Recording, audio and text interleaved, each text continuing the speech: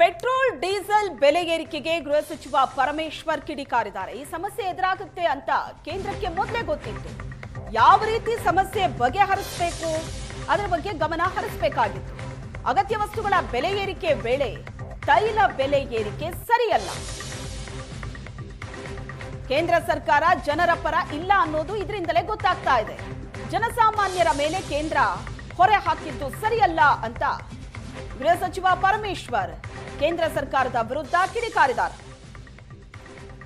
ಕೇಂದ್ರ ಸರ್ಕಾರಕ್ಕೆ ಗೊತ್ತಿದೆ ಮತ್ತು ಇದನ್ನ ಯಾವ ರೀತಿ ಹ್ಯಾಂಡಲ್ ಮಾಡಬೇಕು ಅನ್ನೋದು ಕೂಡ ಅವರು ಮಾಡ್ಕೋಬೇಕಾಗಿತ್ತು. ಜೊತೆಗೆ ಈ ಸಂದರ್ಭದಲ್ಲಿ ಅನೇಕ ಅಗತ್ಯ ವಸ್ತುಗಳ ಬೆಲೆ ಜಾಸ್ತಿ ಆಗ್ತಾ ಇರುವಂಥ ಸಂದರ್ಭದಲ್ಲಿ ಮತ್ತೆ ಡೀಸೆಲ್ಲು ಪೆಟ್ರೋಲು ಈ ಬೆಲೆಗಳನ್ನು ಜಾಸ್ತಿ ಮಾಡ್ತಕ್ಕಂಥದ್ದು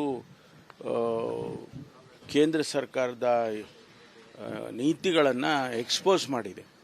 ಅವರು ಜನಪರವಾಗಿ ಇಲ್ಲ ಅನ್ನೋದನ್ನು ಇವತ್ತು ಎಕ್ಸ್ಪೋಸ್ ಮಾಡಿದೆ. ಇದನ್ನು ಮಾಡಬಾರ್ದಾಗಿತ್ತು. ಯಾಕೆಂದರೆ ಇವತ್ತು ಜನ ಈಗಾಗಲೇ ಅಗತ್ಯ ವಸ್ತುಗಳಿಗೂ ಒಂದೂ ಸಿಗ್ತಾ ಇಲ್ಲ, ಎರಡನೇದು ವಿಪರೀತ ಬೆಲೆಗಳಾಗಿದೆ. ಇಂಥ ಸಂದರ್ಭದಲ್ಲಿ ಮತ್ತೆ ಡೀಸೆಲ್ಲು ಪೆಟ್ರೋಲು ಸಬ್ಸಿಡಿ ಮಾರಾದರೆ ಅವರು ಅಬ್ಸರ್ವ್ ಮಾಡ್ಕೋಬೇಕಾಗಿತ್ತು. ಅಬ್ಸರ್ವ್ ಮಾಡ್ಕೊಂಡಿದ್ದಿದ್ರೆ ಒಂದಷ್ಟು ದಿವಸ ಜನಸಾಮಾನ್ಯರಿಗೆ ಅನುಕೂಲ ಆಗ್ತಾ ಇತ್ತು ಅಂತಕ್ಕಂಥದ್ದು. ಹಾಗಾಗಿ ಅದನ್ನು ಕೇಂದ್ರ ಸರ್ಕಾರ ಮಾಡಬಾರ್ದಾಗಿತ್ತು.